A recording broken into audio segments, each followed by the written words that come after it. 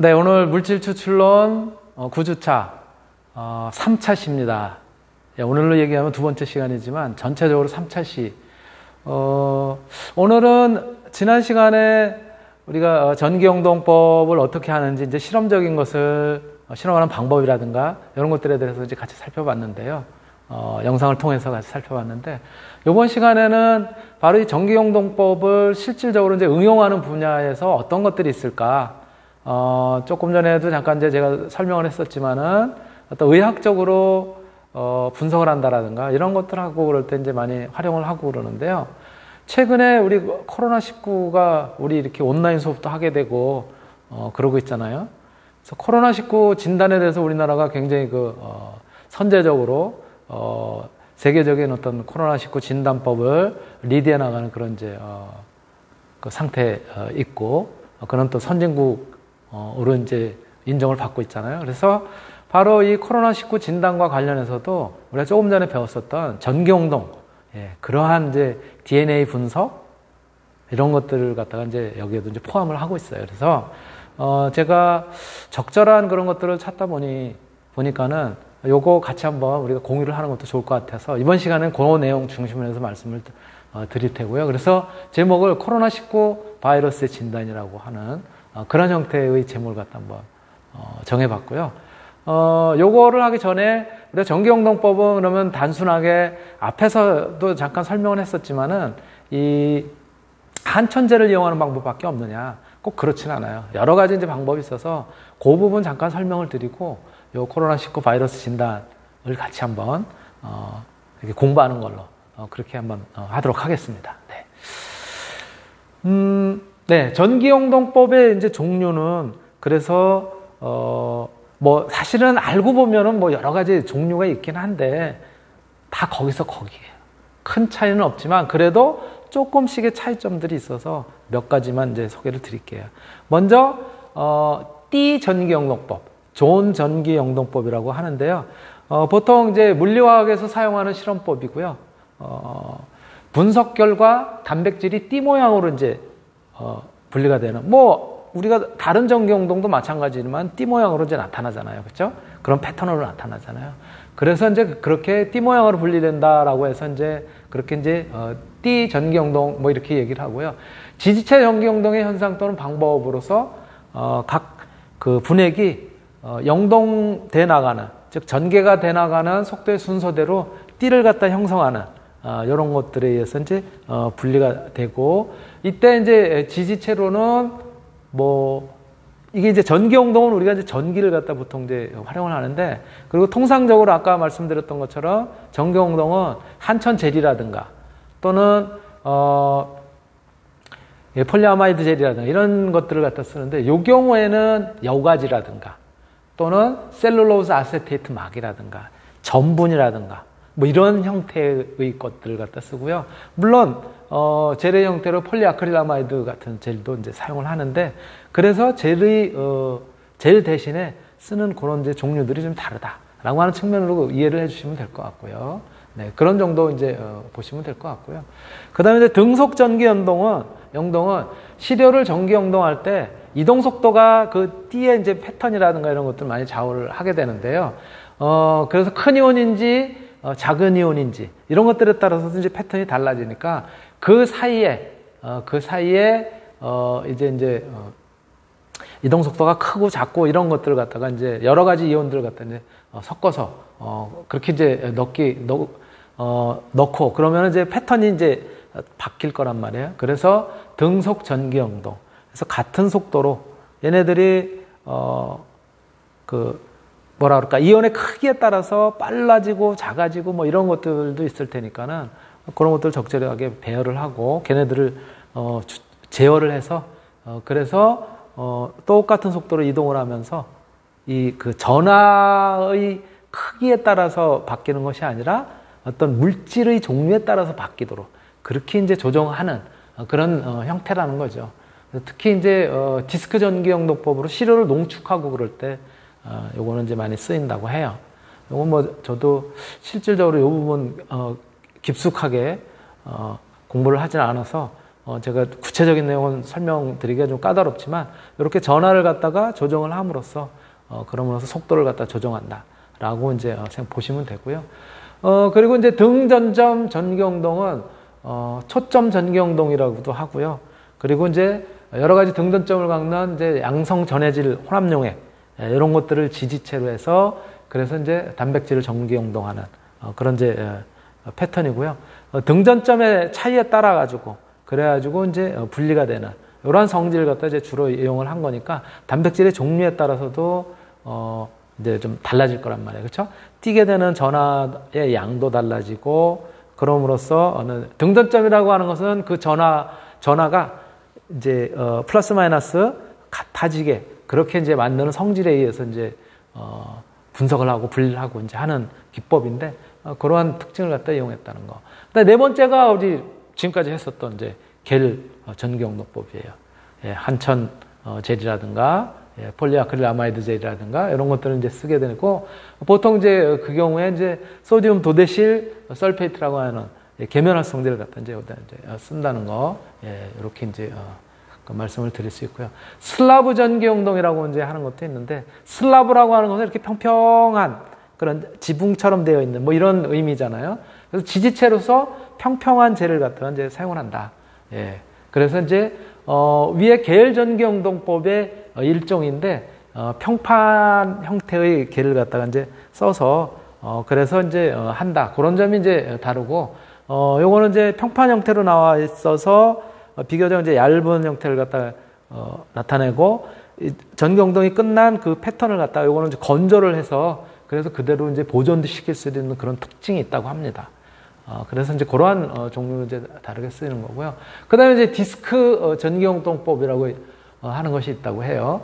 예, 바로 이런 거는 이제 시료 농축용, 또 분리용, 예, 이런 이제 두 층의 폴리아크릴 아마이드 이런 것들을 갖다가 이제 이용을 해서 그래서 이제 적용을 한다고 하니까 예, 이런 디스크 전기운동법이라는 게 있구나. 또 2차원 전기운동법, 또 뭐 2차원 전기운동법은 이제 이렇게 기둥상에 그런 이제 계대에다가 전기운동을 시켜서 그래서 이제 패턴을 갖다 얻는 그런 형태라고도 이제 얘기를 하기도 하고요. 모세관 전기운동법은 뭐냐면은 전기운동을 우리가 지금까지는 앞에서 보신 것처럼 이제 한천 젤로 되어 있는 이제 판에다가 그렇게 이제 그 전기운동을 시키는 거잖아요. 그렇죠? 그래서 이제 전기를 갖다 걸어줘서 그런데 모세관 전기운동법은 그야말로 젤 장태가 모세관 형태의 아주 그 모세관에 이제 들어있는 거예요. 거기를 이제 빠져나오는 거예요.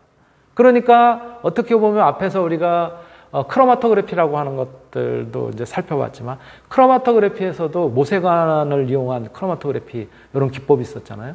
그런 것과 유사한 거다라고 이제 생각을 하시면 될 것 같아요. 그래서 그러한 부분에 이제 차이가 있다는 점 이렇게 이제 보시면 될 것 같고요. 여러분들하고 이제 지금부터 이제 보실 내용이 아까 말씀드렸었던 코로나19. 예, 코로나19를 갖다가 어떻게 이제 분석을 하는지.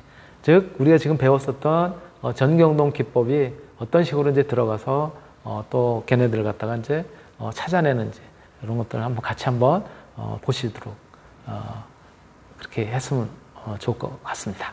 예, 같이 보시죠.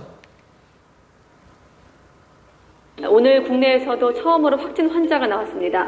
국내 확진자 수는 7,134명으로 늘었고요. 코로나19 관련 사망자도 6명이 추가됐다는 속보가 들어왔습니다.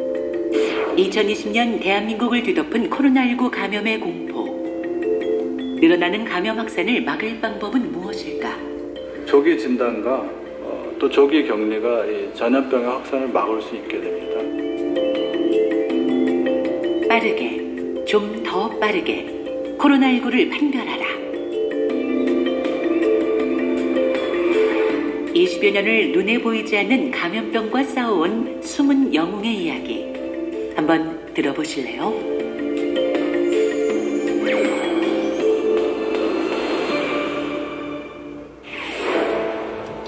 코로나19와 사투를 벌이고 있는 대한민국. 그 최전방엔 보이지 않는 바이러스와 고군분투하느라 24시간이 모자란 의료진들이 있습니다. 그리고 또 한 사람, 숨은 영웅이 있는데요. 교수님, 코로나 RNA와 코로나 검체 도착했습니다. 이게 지금 코로나 RNA를 뽑아온 거고요. 이게 선혈이. 검체는 코로나 균은 다 죽여놓은 거고, 그다음에 RNA는 그 안에서 핵산만 뽑게 된 거예요. 빠르고 정확한 진단을 연구하는 임채순 박사입니다. 3개월 전부터 임채순 박사가 매달려 있는 연구는 바로 코로나19 검진 기술입니다. 왕관을 뜻하는 라틴어인 코로나로 이름 붙여진 바이러스. 이 바이러스는 몸체 전체에 고르게 도단한 곤봉돌기 모양의 단백질을 통해 체내에 보다 쉽게 침투할 수 있다고 합니다. 세균보다는 바이러스가 크기가 작아요. 그리고 그것보다 바이러스 중에서도 뭐 500나노미터에서 50나노미터까지 내려간다고 하면 코로나는 굉장히 작은 바이러스에 속하죠. 눈에 보이지 않는 코로나19, 어떻게 진단할 수 있을까요? 코로나 RNA를 넣어줍니다. 최대한 다른 부분으로 닿지 않도록. 진단을 위해 꼭 필요한 것, 바로 시약입니다. 그 바이러스의 일정한 부분하고 결합해서 거기에 효소가 들어가면은 그걸 이렇게 증폭을 시켜요. 그래서 낮은 농도로 뭐 예를 들면은 10카피 있는 게 뭐 10,000, 100만, 1000만, 5억 카피로 늘어나는 거죠. 그래야지만 우리가 낮은 농도를 볼 수 있도록 하는 거죠. 검체에서 유전 물질을 분리, 시약으로 증폭시켜 진단하는 이 방법은 그 전에 6시간이 걸리던 코로나 진단을 1시간 내로 줄인 신기술.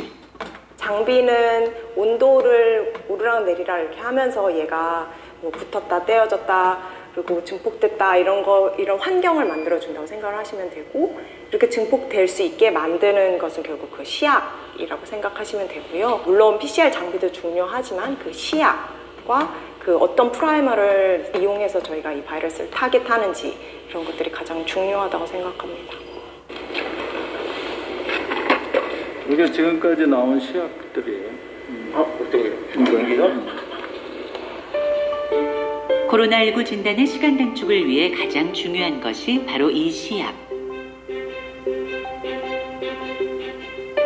임채순 박사는 30분 안에 확진이 가능한 진단 시약 개발을 목표로 하고 있습니다.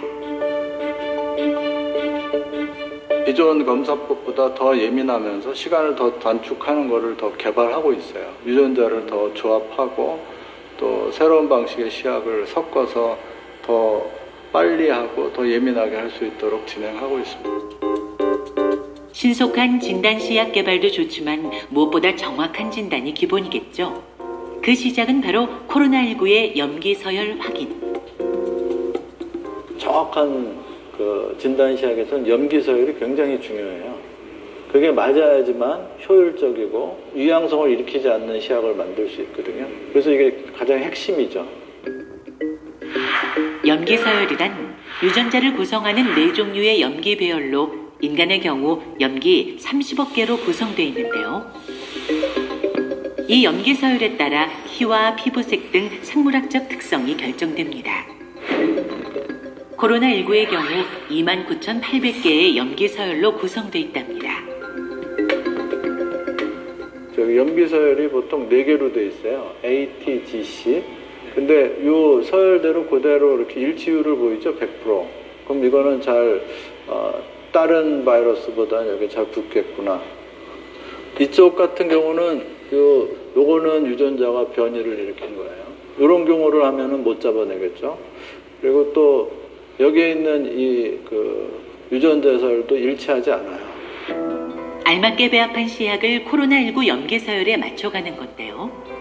효율적으로 유전자를 증폭할 수 있는 그런 프라이머, 그러니까 시발체라고 하는 그 염기 서열을 찾아가지고 그것을 디자인하는 거예요. 그리고 다른 세균들이나 바이러스에는 반응하지 않고 이런 코로나19에만 반응할 수 있는지 그런 것들을 이렇게 확인하는 과정입니다. 일치할수록 시약의 정확성이 높아집니다. 며칠을 컴퓨터 앞에 앉아 있는 건 정확도를 1%라도 높이기 위한 수고죠. 유전자 분석을 하다 보면 눈이 빠져요. 뭐가 이렇게 차이가 있을까 하고 막 그 염기서열 하나 차이 같은 것들로 해서 그래프를 그리고 또 그 연관관계를 나타내는 트리를 그리고 뭐 그걸 분석하고 그러는 거죠. 이 유전자는 어디서 왔을까 이렇게 분석하고 감기 코로나도 잡을 수 있는 그런 시약의 정확성을 위한 또 한 가지. 코로나19에만 반응하는 크기도를 높여주는 건데요. 왔다가 다시 가져갔어요.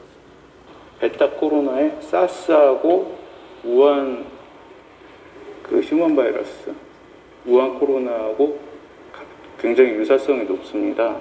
그 다음에 그 박쥐 코로나하고 굉장히 유사성이 높고 사람 감염돼서 이제 변이가 자꾸만 생기다 보면 진단 키트의 그 민감도가 떨어집니다. 여기서부터 여기까지는 그 사스나 박쥐 코로나 바이러스 유전 서열이거든요.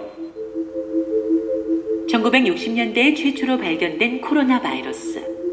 유전적 유사도에 따라 4개의 그룹으로 분류할 수 있는데요. 감마와 델타는 주로 조류를 중심으로, 알파와 베타는 주로 박쥐와 포유류를 통해 감염됩니다. 이 중 인간에게 감염을 일으키는 바이러스는 알파 코로나 2종과 베타 코로나 4종, 총 6개. 4개 베타 코로나 바이러스엔 우리에게 익숙한 사스와 메르스가 속해 있는데요. 여기에 기존에 없던 신종 코로나 바이러스 19가 생겨난 겁니다.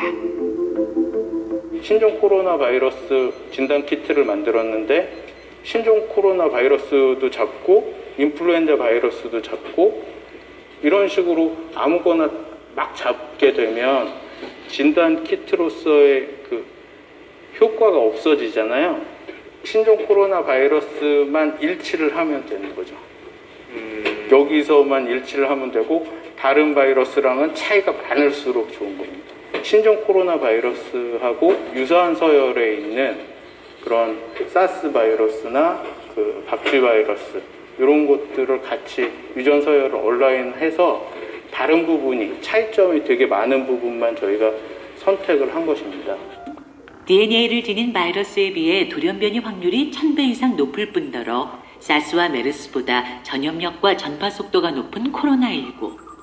현재 마땅한 치료제나 백신이 없어 사람들의 공포감이 점점 커져가는데요. 백신은요, 더딜 수밖에 없는 게 지금 나온 지 얼마 안 됐잖아요. 이 바이러스가. 인플루엔자 백신이 매년 나오는 거는 예측을 하고 하는 거거든요. 이게 나올 거라고 예측을 해서 콤비네이션을 하게 되는 건데 이 경우는 나타날지 몰랐기 때문에 미리 만들 수가 없는 거죠. 그래서 대략 한 1년가량은 걸려요. 지금 같은 상황에서 감염병 확산을 막는 건 신속하고 정확한 진단뿐입니다. 감염병과 그의 인연은 20년 전으로 거슬러 올라갑니다. 국군수도병원에서 군의관으로 근무하며 우연히 접한 말라리아가 시작이었는데요. 지난 79년 이후 우리나라에서 발생하지 않았던 말라리아가 최근 몇 년 사이 휴전선부근 임진강과 한탄강 유역을 따라 확산되고 있습니다. 그때 우리나라에는 말라리아가 박멸됐었어요. 그런데 갑자기 전방에서 말라리아 환자가 생기는 거예요. 한 20명쯤 생기더라고요. 그래서 이상하다. 우리나라에는 없는데 또 여기 걸린 사람들은 그 병사들이잖아요. 병사들이 그 당시에 외국에 거의 못 나갔거든요. 지금이야 흔히 나가지만 국내에서만 지냈던 사람들인데 이게 어디서 걸렸을까 이렇게 하다 보니까 이게 국내에 예전에 일제시대에 있었고 그 조선시대에 있었던 말라리아가 우리나라도 다시 나타나는구나 이런 걸 알게 됐죠. 다시 유행하기 시작한 말라리아 연구에 몰두한 임채순 박사. 5년간의 연구를 통해 전량 수입에 의존해오던 진단시약을 국내 최초로 제작했을 뿐만 아니라 치료법까지 개발하며 말라리아와의 싸움에서 승기를 잡았습니다. 잘하고 있어? 네. 여기 농축책 하는 건가? 네, 지금 농축 한번 해보려고 준비하고 있었습니다. 검체를 넣으면 농축칩 안에 미세한 유체 회로를 따라 농축되는 진단기기는 특허까지 받은 그의 작품인데요. 세포나 세균을 농축하는 거거든요. 낮은 농도면 예민도가 낮잖아요. 그래서 이 안에다가 주사기로 해서 검체를 밀어넣으면 이쪽에 16배 정도가 농축되는 거야. 이제 나오네 뭐. 가운데로 뭐 거의 다 보이네. 최대 80배까지 농축이 가능하기 때문에 초기 감염의 낮은 바이러스 농도에도 진단이 가능합니다. 아예 검사하기 전에 농축을 하면은 이건 가격이 싸잖아요. 그러면 일반적인 저기 간단한 시약에서도 결과를 좋게 가질 수가 있죠. 그 생각을 하게 된 거죠. 이 안에 농축이 됐어요. 그럼 아까 우리 임신 진단 같은 그 키트에다 이렇게 떨어뜨려서 바로 볼 수 있게 하는 그런 게 꿈이죠. 여기서 간단히 돌려서. 한번 작동을 시작하면 6시간 동안 꼼짝없이 기다려야 했던 기존 기기의 단점을 보완. 각각의 위치에서 진단차를 넣어 검사할 수 있는 이 기기 또한 그의 작품입니다. 그 장비는 한 번 걸면 끝날 때까지 못 열어요. 새로운 검사가 못 들어가요. 근데 우리가 응급실 같은 데 보면은 한 번 검사를 넣었는데 또 한 사람이 오면 집어넣어야 되잖아요. 기다리지 않고 검사가 끝날 때까지. 환자가 오면 또 이거를 다시 검사할 수 있도록 개발을 한 거예요. 중간에라도. 우리나라 기술로만 이루어진 진단기기. 최근 8개까지 검사가 가능하도록 연구를 마친 상태인데요. 오늘이 그 첫 실험일. 과연 성공할 수 있을까요? 양성이 나오네요. 지금 20분에 하나. 네네. 벌써 나온 거예요, 양성으로. 20분 만에 나온 거예요. 이게 분이잖아요. 그러니까 벌써 결과가 나온 거예요. 일체형으로 만들어서 검체를 넣으면 결과가 나오는 그런 시스템을 최종적으로 만들어요. 말라리아를 시작으로 메르스, 에볼라, 지카, 그리고 코로나19까지 감염병의 신속하고 확실한 진단을 위한 그의 열정은 아직 멈추지 않았습니다. 지금 저희가 코로나가 이렇게 올 거라고 생각하지 않았잖아요. 어느 틈에 훅 퍼지는 것처럼 어떤 일이 발생할지는 몰라요. 지카가 발생했었고 메르스가 발생했었고 또 사스가 있었고 신종플루도 발생했었고 매년 제가 볼 때는 짧으면 4, 5년, 길면 10년에 한 번씩은 이런 위기가 오는 것 같아요. 그거에 대비해서 국가에서도 그렇고 또 감염병 연구자들이 그런 거를 또 기여하기 위해서 미리 만들어 놓는 게 중요한 것 같아요.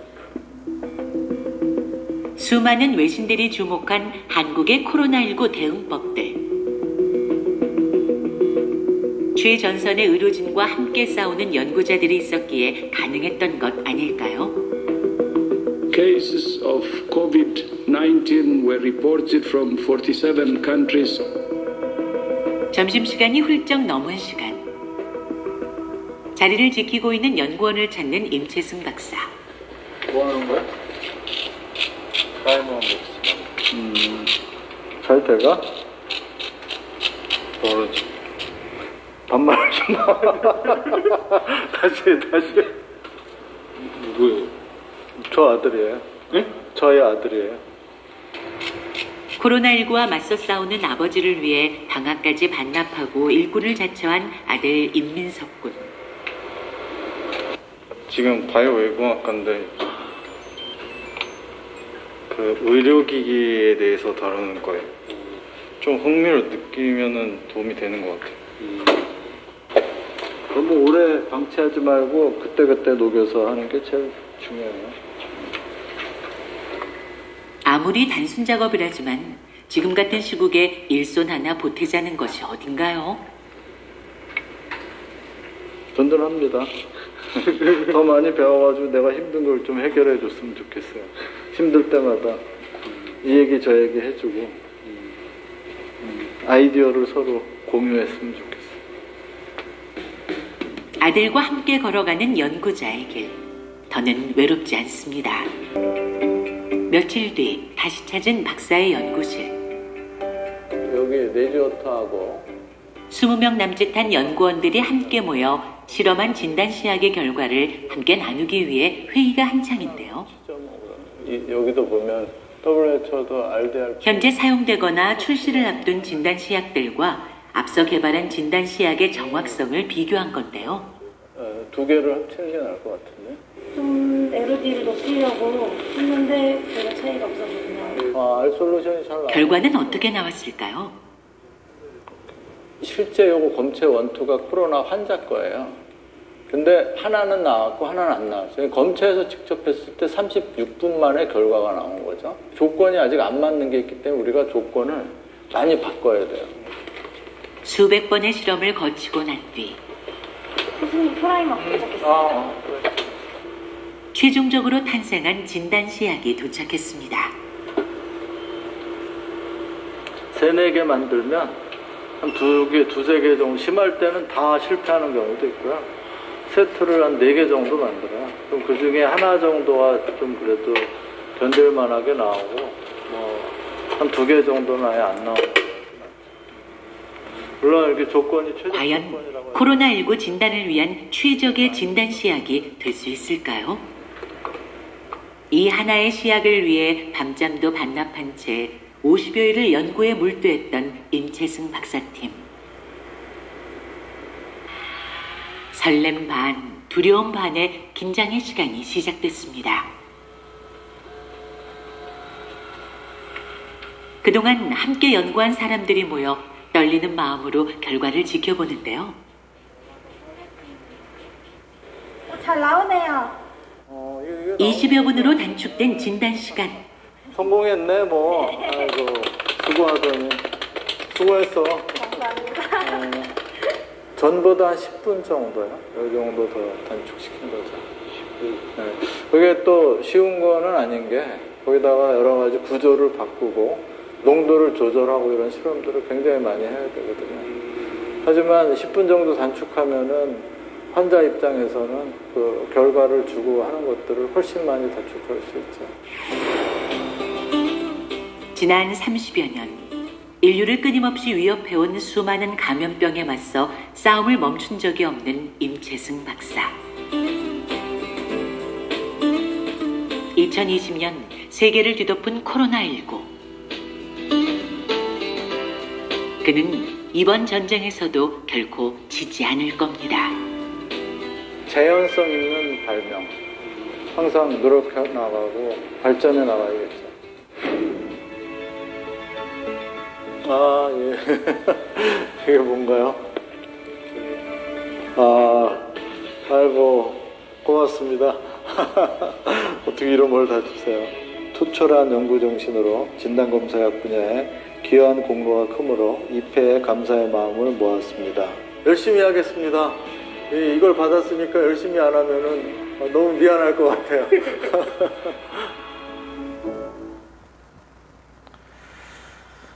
네, 잘 보셨습니까?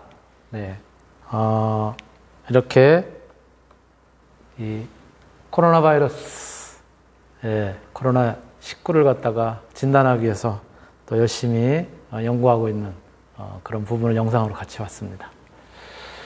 네, 오늘 준비한 내용은 여기까지고요. 마치도록 하겠습니다. 네.